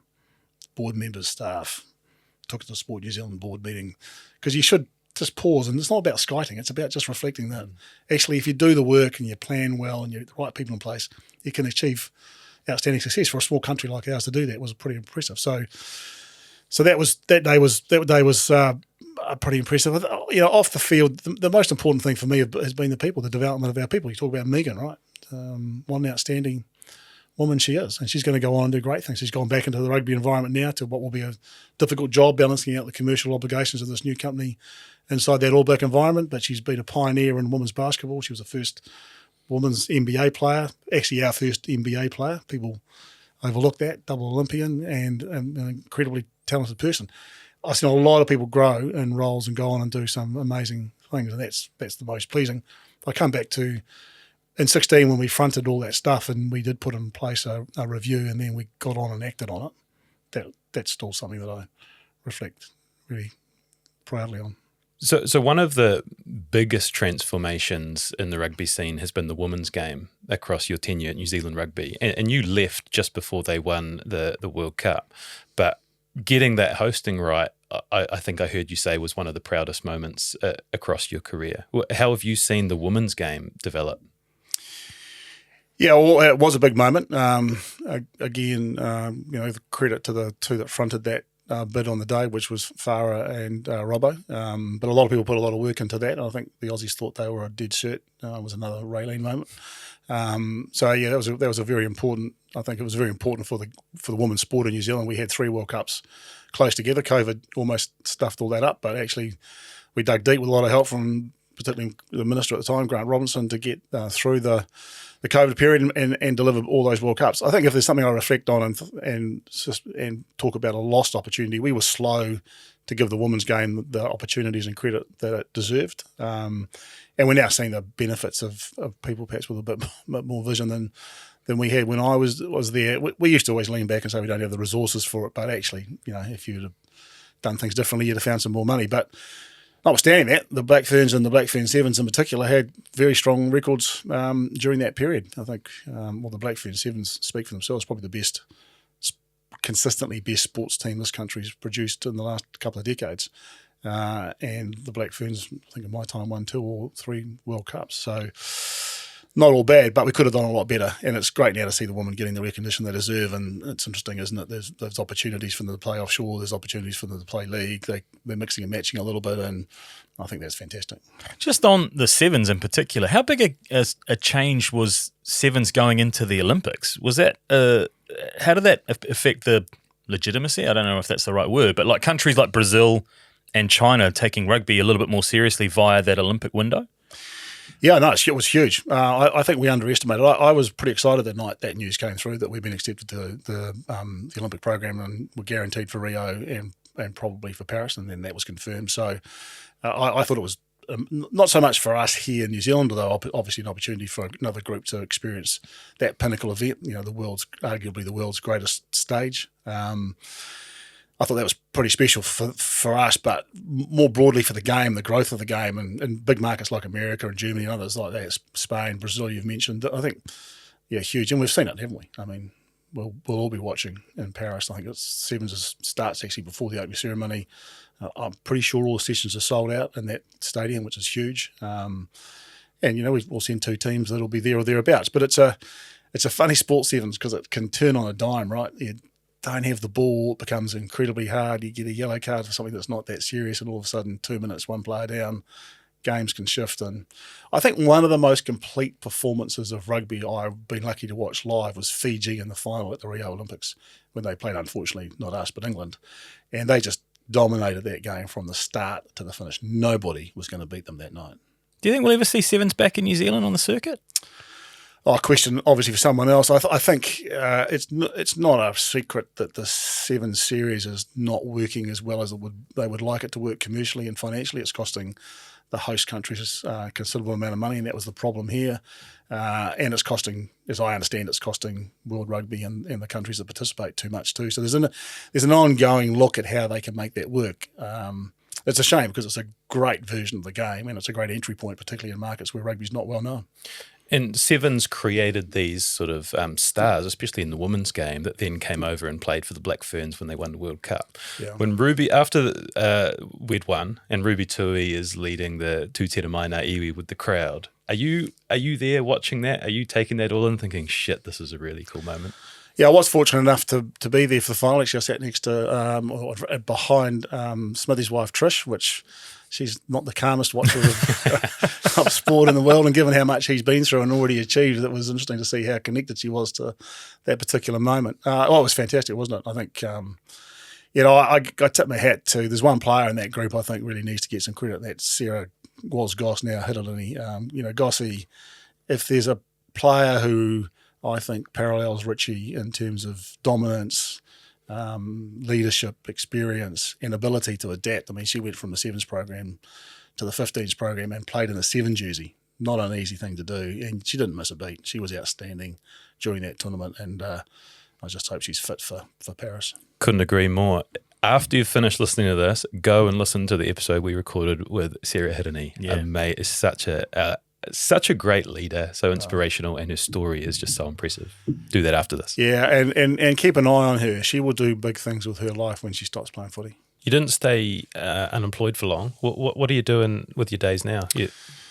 No, well, COVID, so that's the thing, I reflect if the timing, everyone says you got out at the right time because we had COVID hit pretty much after Mark took over, and what a time for him to have to deal with. And I think people underestimate what that meant for everybody involved. In fact, I got called in by Pete Miskimmin, who was running Sport NZ, and sport was in trouble. Like anyone that required revenue from people turning up to things and doing what you had contracted to be done, which required gatherings, all went off the table, right? So Grant Robinson at the time was convinced by a lot of people to pump some money into sport, and they needed a bit of a hand to make sure that was invested wisely. So I helped them work through what the professional bodies in New Zealand needed to survive through COVID. So Phoenix, Breakers, Warriors, Super Rugby, netball, etc. And then Raylene took over from Pete, and I'd done some work consulting with Sport New Zealand on a program that came out of the COVID money. And so I was kind of in the mix a little bit, and then she said, would you come in and run high performance for a few months? And that's turned into 3 or 4 years. And so now I have the privilege of leading a group of people who basically our role is so the government apportion some vote money to high performance, give our young people an opportunity to be the best they can. Coming up, going to Paris, and we invest in national sporting organisations who then surround athletes with what they need to be the best they can. And we've got a bunch of people that do that all around New Zealand, but largely based in Auckland. So, yeah, no, not unemployed, that's for sure. I don't want to single out one of your kids, and we can talk about all three of them, but your daughter Ruby is an Olympian. You've got the privileged position, I guess, of having seen what it takes to become a high-performance athlete. Does that help you in your understanding in your day-to-day role now? Yes, it certainly has been insightful. And, Ruby went into that centralised rowing program as quite a young person, although she did juniors, New Zealand juniors first. We were very privileged. We had the ability to get ourselves and her grandparents and our kids to watch her in her first New Zealand singlet. And then she decided to go to university. So she didn't follow the traditional route, go to Cambridge, do the under 23s, all parent funded, I might add. And then hopefully be good enough to be elite. She went to university and fought her way in from there and got her chance when they managed to raise the money to put a woman's 8 in the water and qualified it for Rio. Came fourth in the rest of history, went to Tokyo as well in a different boat.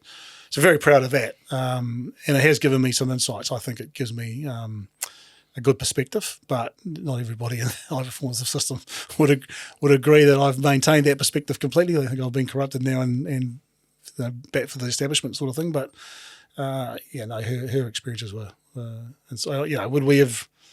Michelle and I often reflect. Did sending your young child into a centralised program and all the pressures that come with it, was that the right thing to do? But we stayed pretty close to her, and she's grown into a very resilient, successful young woman now, out doing her thing. We kind of reflect on it, right? You bring your kids up to be independent and travel the world, and then the little shits do. Yeah. We've sort of hinted around it, the importance of family and the stability you've got at home. Can you tell us a little bit more about Michelle and the girls and how that's been your anchor? Yeah, well, it's critical, isn't it? I think we all work really hard, but we go home and we have to be really conscious of the people we go home to. They've got their own lives and they're doing their own things. And Michelle's been there since 1981 actually, and been a really important part of it. She was a driver of us travelling and doing the things that we did. She gave up her career for a period of time as a psychologist to bring the kids up, particularly once we got Lily, and she's been a significant force and influence, certainly in my life, and a great support. But most importantly, she's borne the brunt of the work and energy that goes into bringing up 3 girls, all of whom have developed into beautiful young New Zealand adults who we're very proud of. And there's been, if you're open to talking a little bit about it, Lily had her sort of her health battles, which obviously takes an effect on the family, and it's something you're not expecting. Is there any part of that you're able to share with us? Well, Lily's pretty private about it, but I don't think she'll mind me sharing a little bit. I mean, when she was born and diagnosed with cystic fibrosis, Michelle rang me. I was in Brisbane on a rugby trip, as it turned out. And frankly, I didn't even know what it was. It's a genetic disease. We had no history of it in neither family, so it was a real surprise. And when she was born 20-odd years ago, 26, whatever it is, years ago, life expectancy was early 30s. It's improved significantly since then. She's now on this drug, which it's not a cure, but it's a blocker of the symptoms, and she's largely symptom-free. And to give you a sort of a measure, her lung function used to dip down into the 60s and 70s. She's now well back into normal range of higher 90s and 100s. So living a really normal life, and we're very proud of her. And this is where Michelle should get some real recognition, because her vision straight away was we would keep Lily well as we possibly could until there was a cure or something like Trikafta, which would be in fact, life-changing for Lily. And she's put a lot of energy and effort into that.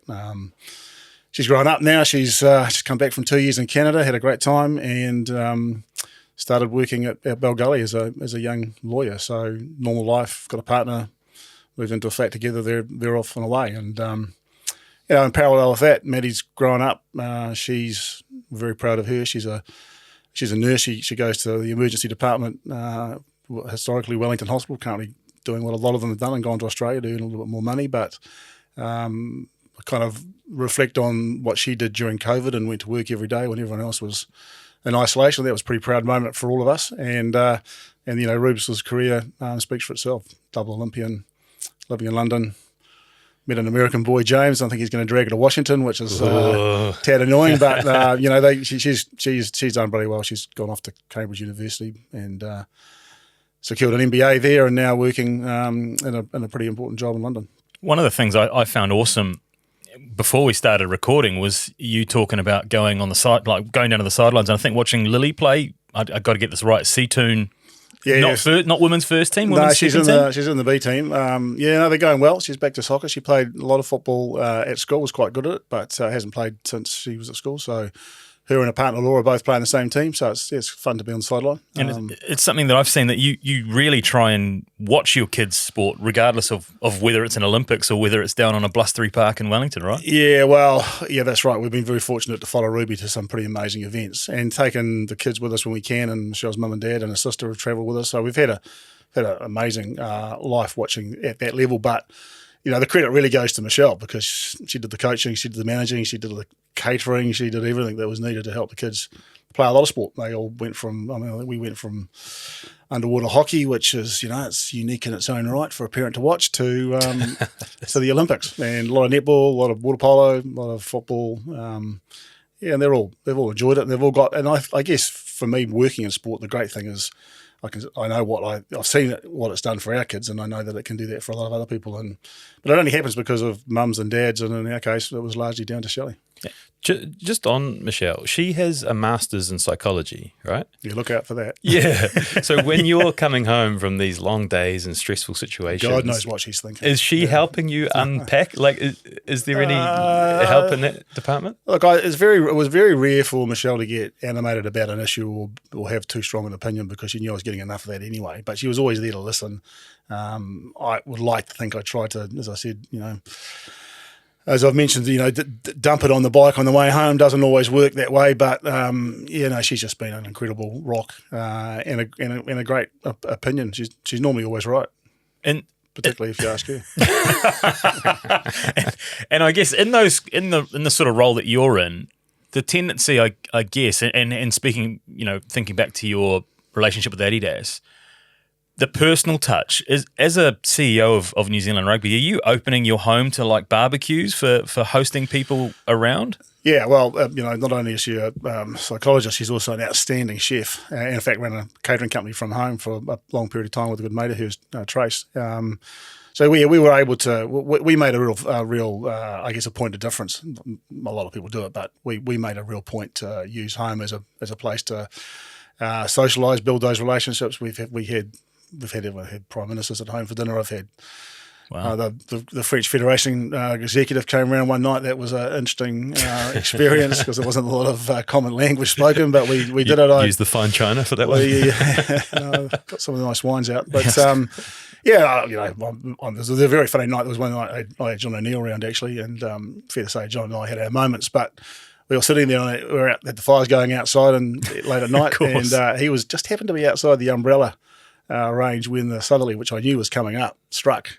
So we said, we can sit out here for a bit longer. But he was in the drip line, which is, I don't think he ever forgave me. But look, Michelle's been a huge part of that. I've always said we're a partnership. You employ me, you get two of us. Well, I don't want to single any of your girls out particularly. I think I've already done it. But Maddie, tip of the hat to Maddie, the only daughter that replied back to our hunt for information on Steve Tew. So. Yeah, that's unusual actually, because Mads is a phoner, not a texter or emailer. So you did well to get her to reply electronically. And Ruby's normally pretty good. Lily's a little bit hit and miss, but I don't think Lily accepted the request. So that's still in cyberspace. They're there when you need them. I can guarantee that. I only met you today, but you seem like you're in a really good place. Like, are you really happy with where you're at in life? Well, if you're not, you should do something about it, right? We live in a time now where people talk about mental health and wellness and happiness a lot more openly than they used to. So I'm not going to sit here and say anything other than I'm happy, am I? But no, look, I consider myself to be very lucky. I've got a beautiful family. We've brought up three, I think, incredibly different, but all successful in their own right daughters. One who's had a significant health challenge through her life, and she's got through that. And I've been able to work in an industry which I think makes a difference, and in a country that I think is pretty special. And I've been lucky enough to travel the world and meet a lot of incredibly interesting people. And I'm touch wood on, other than being as unfit as I am, still able to play a bit of cricket and enjoy life. You still get best seats at all the grounds? Not as no. I've been very careful to stay away from rugby, particularly. Right. I could if I'm welcome in that environment. I know if I want to go, but it's Mark's time, and I've tried to give him as much space as I possibly can. And that's why you haven't heard me commenting on stuff since I left. Yeah. Well, you got anything else on the end? I'm just curious about your role in Paris and how that leads up to Paris. Do you get to go in that capacity, or is it just a support role from a distance to allow the athletes the chance to succeed? There are a few of us going because there's actually work to be done at that area. There's obviously a whole lot of international contacts, and there are people to host. And I think it's important that someone who oversees the investment in that whole program. I mean, it's a big investment by the government in the high performance environment. You should have someone on the ground to see what actually does happen. Whether it has to be me or not, it's a matter of someone's judgment. But and I've been fortunate to go to a number of pinnacle events and other functions and other big things throughout my life. So I don't need to go to another Olympics, but I am fortunately doing so. And what I'm really looking forward to is I'm going to the Paralympics, which I haven't done before, and I think that'll be fascinating. I'm really looking forward to supporting that group of athletes as well. Later in the year, but it'll be. I haven't sat in this seat at an Olympics before. I went to Birmingham and watched an outstanding New Zealand Commonwealth Games close up and learned a lot from it actually. But it's debatable how much value we add in those environments. But if it all goes well, then you can sit back and be happy and know that the system that we set up and we oversee and fund is working well enough. If it doesn't, you're going to be able to answer some questions. And then, just reflecting back on your entire career, advice for people kind of setting out or major lessons that you've learnt over time. A couple of ones that I picked out, like the value of network. Is that something that's helped you along your journey? Yeah, no doubt. I mean, you need a network. You need people you can trust. Build trust quickly as you can, and definitely build those relationships. There's no substitute for working hard either. Just as an aside, I've often talked to young people. I say people that work hard often are more successful than people that don't, and it's not for any reason other than actually you have to work hard to get anywhere. And that's what high performance is about. Saw it in that rugby environment. If you cut corners, you don't sustain success. And we've got to get the balance right, and we're working our way through that in this country, particularly around helping our athletes be good enough to test themselves to a breaking point, but be safe, be comfortable, be psychologically in a good place, while taking themselves into the pain cave, and often 2 or 3 times a day when you train. And rowing's a great example of it.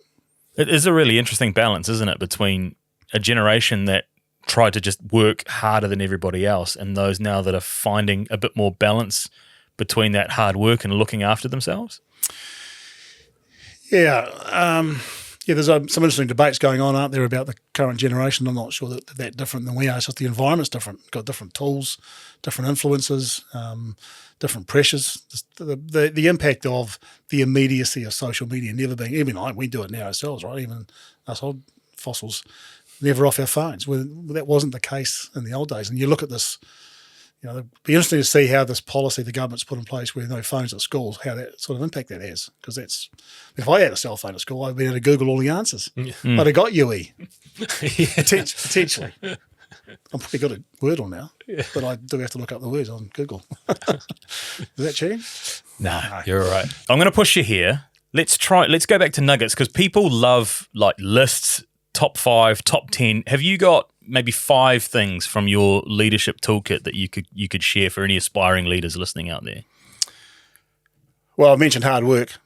No replacement for work ethic, I don't think. But you've got to get balance in your life too. So, good leaders are able to find, I think, a happy medium where they can turn on, turn off. But you've got to be able to switch on when you need to. There's no question about that. You have to have a knack of picking good people. That is he tangata, right people in the seat in the bus, knowing what they're wanting to do and how they can do it. You've got to build that trust. You've actually got to lead from the front too. So I'm a great believer that if you want the players to sweep the shed, sweep it yourself a couple of times. And in fact, I was astounded when that story was such a big thing in world sport, right? Why would you not clean the shed up that you messed up? do you not clean your own house? I mean, for goodness sake. Anyway, and then it's, leaders have to create an environment where people share you call it what you like, purpose, vision. Those names change depending on the textbook you read. But the reality is you've got to have something that inspires you every day. What is it you get up for? What are you going to do that makes you work hard to be better? I remember Jock once said to me, he said, I get up every morning and I look in the mirror and I tell myself I'm going to be better today than I was yesterday. And that's a pretty simple rule, isn't it? But another key thing is you just treat people the way you want to be treated. So, I always balk away from big, long leadership speeches because in the end, they're relatively simple and straightforward. Work hard, treat people the way you want to be treated. Get on with things, let people make mistakes, but not too often. And celebrate the successes when you can. A few Steiny Classics help too. A couple of cold beers or whatever people watch to drink.